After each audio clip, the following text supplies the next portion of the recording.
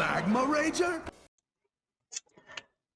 Good day, I'm Magma Rager, and today is a good day to talk about Dead Man's Hand Warrior. The reason why I bring Dead Man's Hand Warrior as a topic for today is because exactly 1 week ago, I have reached a legend with a homebrew version of Dead Man's Hand Warrior, with Saurfang package, Crash, and Stonewall Anchorman as my sort of a power spike, win condition, whatever you call it. It's not easy for me to explain what exactly is the achievement behind it. It's a complicated story which involves a lot of people, a lot of experience, and of course, a lot of time and games spent with garbage, trash tier Dead Man's Hand Warrior decks. I'm going to have a little nice talk. It's not scripted, by the way. It's like not scripted at all. I'm just going to tell you everything I know about the archetype, everything that's going on in our little community of Dead Man's Hand Warrior. Stay a while and listen. Basically, let's start with the definition. Dead Man's Hand Warrior is a deck that you've probably heard about. It's a fancy way to pronounce Control Warrior with a sort of a infinity engine. It's very flashy. It's been discovered during the Knights of the Frozen Throne reveals. And what it basically said is like, oh yeah, we have a new Jade idol for Warrior, except that it took a lot of effort to find an engine that suited it. There were a couple of inventors, a couple of pilots, most notably the Dog back when he played Constructed. He built the first Mill Warrior, which is a lot of Cold Light Oracles. And basically, when you play a lot of Cold Light Oracles, turns out your opponent's deck dries out and your opponent dies off of fatigue. That was a great idea, and there was a great execution of it. If you have played Hearthstone for past 3 years consistently, there is a high chance that you've played against Dead Man's Hand Warrior at least once.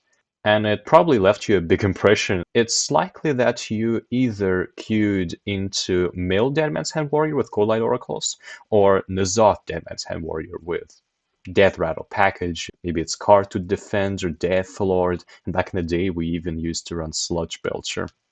Yeah, these are the signatures of Dead Man's Hand that people remember. Yeah, since then, we have rotated to Wild Mode. And in Wild Mode, there are aggro decks with more card draw. There are insanely fast ODKs. And thus, the very definition of control deck kind of shifted. And nowadays, just running a couple of removal spells doesn't really work unless your removal spells are hilariously overpowered, like Touch of Nathrazim or Drain Soul. To be a control deck, you need to do everything at once. In Ashes of Outland expansion, things changed dramatically for Dead Man's Hand Warrior. We have discovered that a certain card called Risky Skipper is basically the perfect engine with a combination like Acolyte of Pain, Armor Smith, Eternium Rover, and most specifically Bloodboil Brute. Risky Skipper can do basically everything that a control deck can ask for. It can generate board, it can give you solid amounts of armor, and it can refill your hand with Acolytes of Pain and Battle Rage. It was a big compilation of events to have a card like Risky Skipper printed, and never get nerfed ever since. So what is Dead Man's Hand Warrior's goal in today's meta? Basically, in order for Dead Man's Hand to function as a card, you would like to have an empty deck. And in Warrior class, it's not the easiest one to achieve. And even then, after you play your copy of Dead Man's Hand and then you shuffle a couple of stat bombs or value bombs or whatever, you're still put into struggle on every single turn whenever you go, because the games don't just win themselves by the fact that you shuffle the big power spike into your deck. What you also need to achieve is to cycle during the shuffle phase so you can get the copies of cards back into your hand again. So you can shuffle them again, then you must draw them again, and you kind of see the point, right? In games of Hearthstone, you only draw one card at the start of each turn.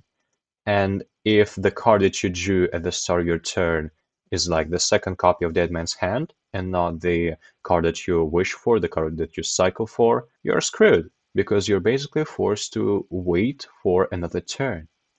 That's an issue that we had been trying to fix as a big team of Dead Man's Hand Warrior Discord server.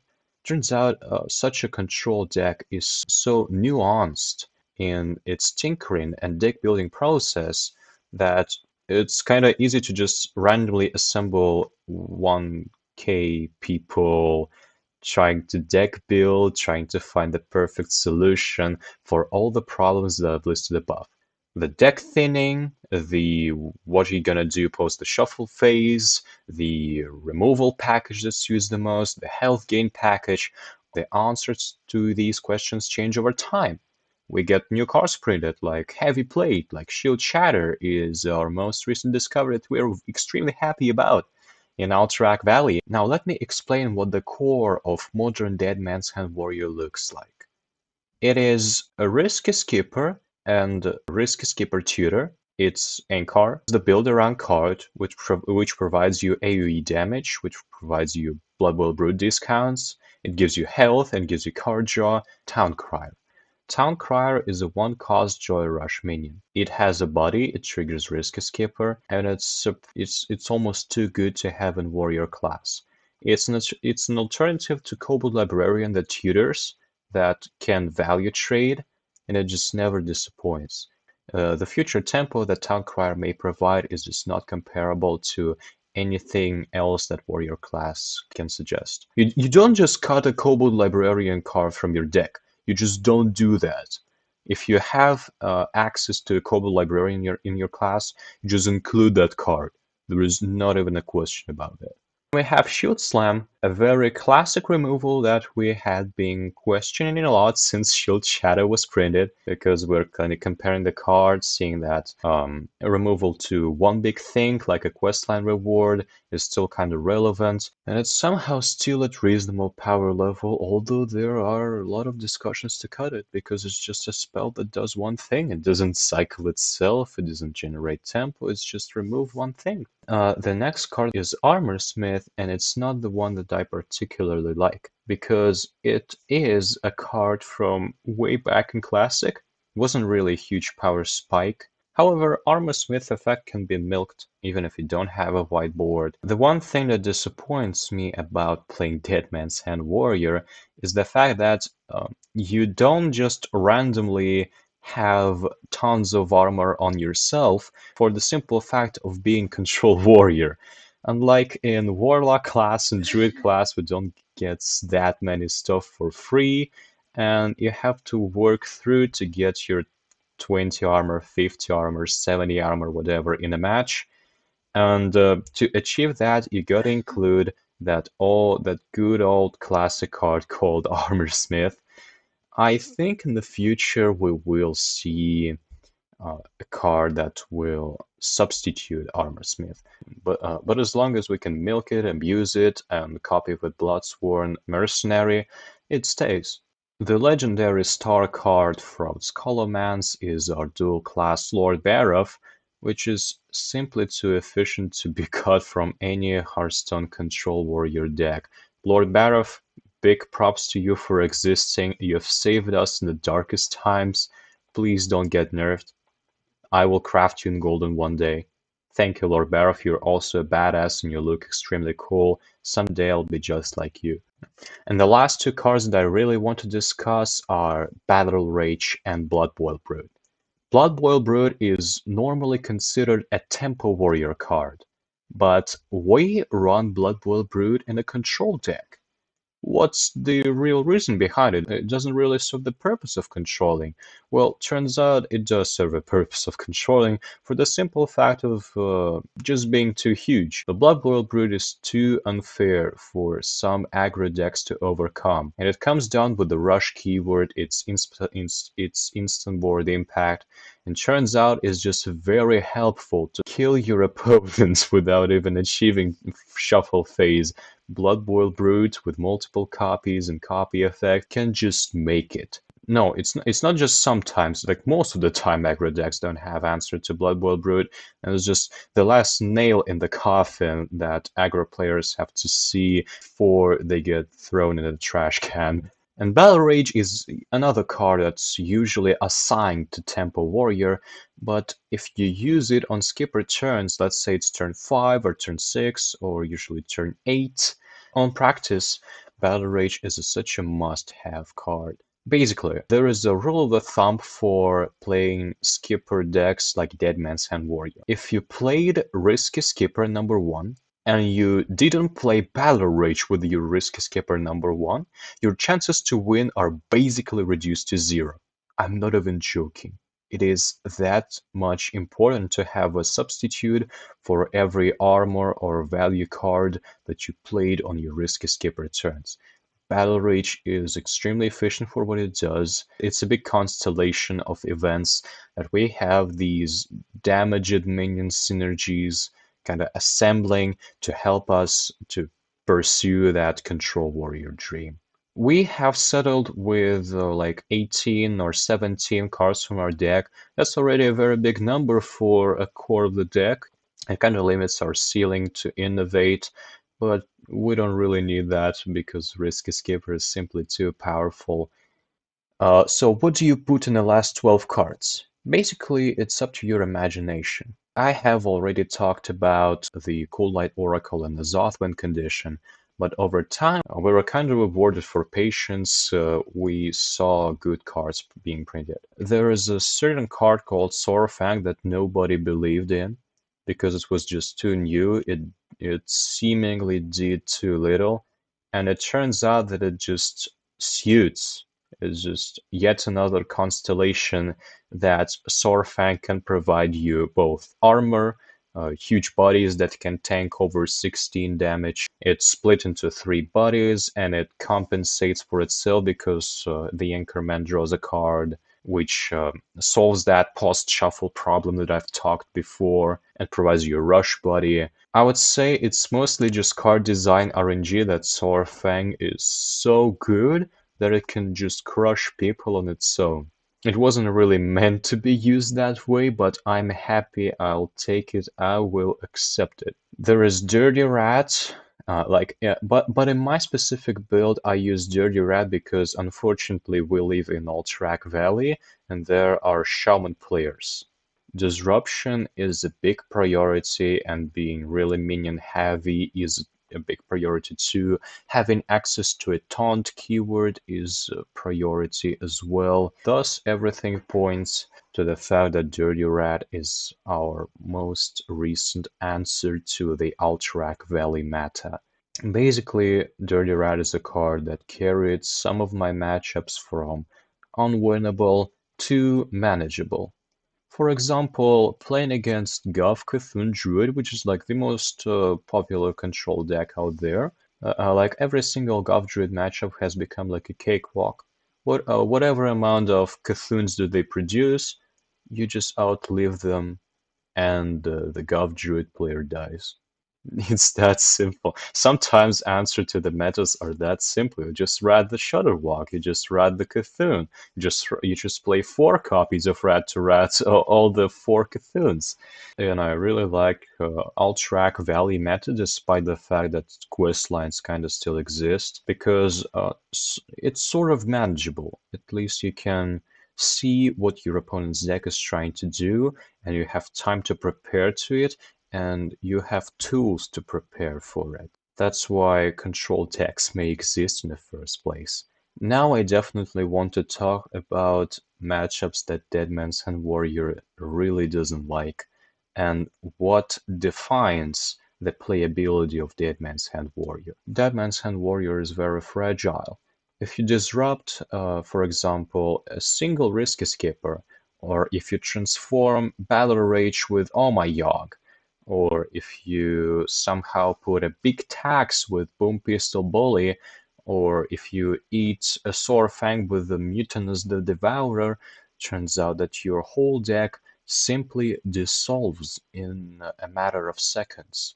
In order to be always safe as a Dead Man's Hand Warrior player, You need to have a fast meta environment full of either burn decks, preferably not infinite burn, and aggro decks that can be dried out after the first wave of Risk Skipper and Blood Boil Brood. What you certainly would dislike is abundance of disruption that any Reno deck unfortunately has access to. There is a certain thing about greed metas that I really dislike.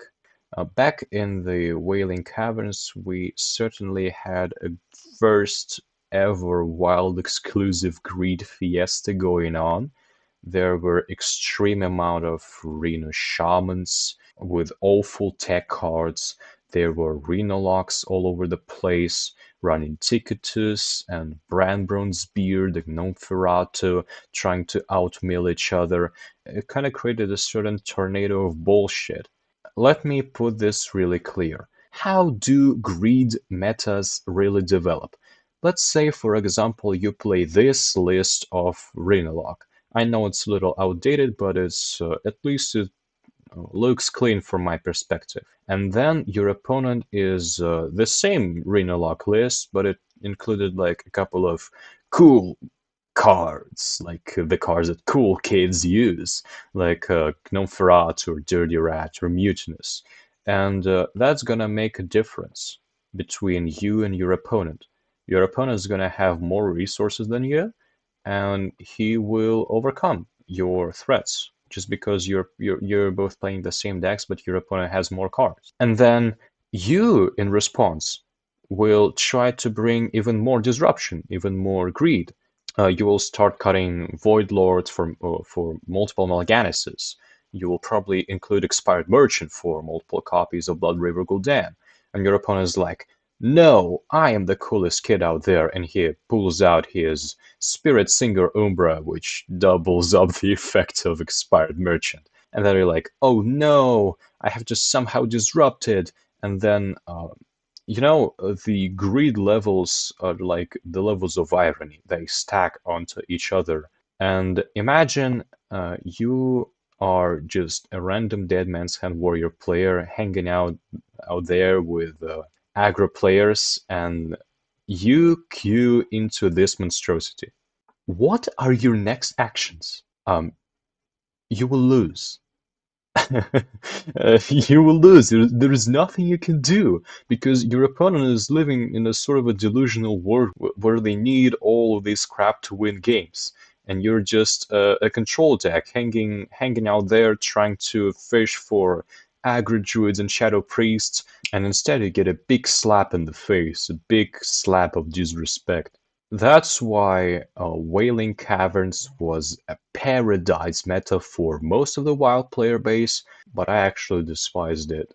I would I would much more preferably return to the Barons meta when we have Tax Paladins and one mana Conviction, because Tax Paladins could at least be cleared. Speaking about where are we settled, Dead Man's Hand Warrior community never really had high hopes to escape the tier 5/tier 4 treatment that we are basically never enter the meta reports anymore. We are used to being pessimistical about control warriors. However, over time, Blizzard kind of gives us the blessing of just randomly having a good card printed. So while everything else is growing up with a galloping speed, we are certainly getting less love in terms of support, in terms of cards getting printed with every expansion. But some little gifts are always appreciated, and they kind of make Dead Man's Hand Warrior float in the tier 4, leaving it as a deck for a player base that really wants it. Fortunately, I have trained myself. I have set a certain goal for myself to learn the Dead Man's Hand Warrior archetype. I started at mid 2020 around Scholomance, back when there was like a big explosion of popularity of Dead Man's Hand Warrior when Lord Barrow was printed. Since then, I played around 600 or 700 of games as I've tracked on the HS replay. For my first couple of hundred games, of course, I didn't understand anything. I had no clue whatsoever what is the function of Saurfang, why should I run Eternium Rover if it doesn't draw, it's just a random one drop. Lack of understanding of what does every card do in my deck is the first wall, the first gate that I had to overcome in order to start winning, in order to start producing my own builds for Dead Man's Hand, to optimize it for myself. I've built many trash decks that are based around Dead Man's Hand. They were trying to include Calicrond or Hammer, the blacksmithing hammer with a cutting class package, which is like a sort of a cool answer to the shuffle phase card draw problem that I've discussed, but it still doesn't hold in practice and win rate. I've tried to build hand buff Dead Man's Hand Warrior with conditioning because conditioning makes all of your skill pieces more scary. They're scaled up, they can actually hold their ground because they're transforming into significant bodies. But that didn't work out because there is just Crab Rider OTK. It's the same deck. It's the very same deck, but without the two copies of epic spells. And only after that long journey, I can finally identify myself as a good Dead Man's Hand Warrior player. After the torture of playing 252 games of Hammer Dead Man's Hand Warrior, so the climbing process was a lot like this. I was sitting at the rank floor at the Diamond 5, and I could climb one star up, and then I would instantly lose the next game. And then I could probably climb 2 stars up, and then I would lose one.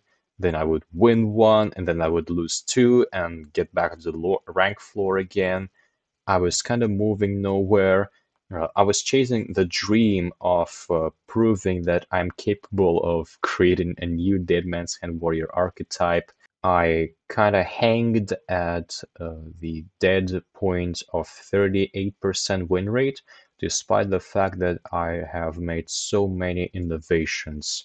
I've cut so many unplayable cards, so many cards that had low impact, and still it all just didn't assemble itself into a deck.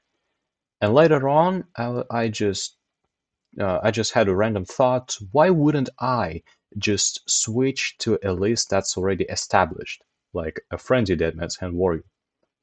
I switched to Frenzy Deadman's Hand Warrior, and the knowledge that I acquired during the 252 games of torture skyrocketed me up to the legend rank in a matter of 2 days, number 1K500 or so. That was extremely easy and extremely fast. Everyone just died because I just had answers for everybody. I knew the purpose of most cards in my deck. I could answer everything with armor, with clears, with tempo and bodies. It was consistent enough. It's hard to express how much of an achievement that really is, although it's not the end, because in Dead Man's Hand Warrior Discord server, you can also be granted specific roles for achieving ranks even higher, like the top 500, the top 100, and top 10 are rewarded with roles like Scourge Lord, the War Master, and the Unbreakable, which are for sure very epic titles that I'm looking forward to achieve. And even though Dead Man's Hand Warrior is a deck that floats around into a questionable state where nobody kind of wants to touch it, everyone is disappointed with the meta, there certainly is some future for us. In April 2022, it's likely that we're going to receive a Blood Bowl Brood nerf. We're gonna once again experience that 6 attack dream. It will certainly make winning a lot easier because it's your main winning drive anyway. That's what I know about the state of Dead Man's Hand Warrior as of now. And of course, since I've managed to make it a deck of the lifetime, there will be more updates coming. Maybe next month, maybe in half a year. There will be detailed guides, there will be gameplay videos, and there will be funny discussions about every single card. Because at this point of Dead Man's Hand Evolution, we have tried every single card in all variations possible. We're very advanced in terms of what does every card do, and it makes up for a very strong community of believers, or copium inhalers, whatever you might call it. I hope you enjoyed the video. I'm Magma Ranger. Goodbye.